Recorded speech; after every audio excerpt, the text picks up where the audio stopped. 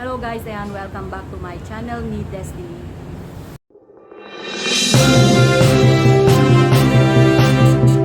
Yung video po is bigyan natin ng part 2 ang bakit nga ba na-terminate ang isang OFW dito sa Hong Kong. Ayun nga po, sunod na dahilan po kung bakit na-terminate ang isang OFW dito sa Hong Kong ay yung pag-uwi po ng nakainom galing po sa day off.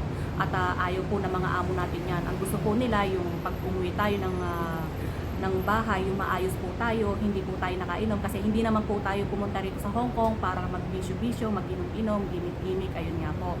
At sunod naman po ay yung ma-involve ka sa pagsusugal. Ayaw din po ng mga employer yan kasi po, yan po yung dahilan kung bakit nagkakautang-utang din ang isang OFW dito sa Hong Kong kasi nga po, yung pag nalulung ka talaga sa sugal, andyan na yung talagang magigipit ka.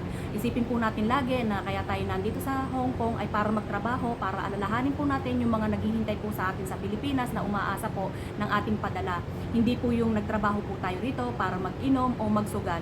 Ang isipin po lagi natin ay yung kung bakit nga pa, anong dahilan kung bakit nandito tayo sa Hong Kong. Yun po ang unang-una nating isipin.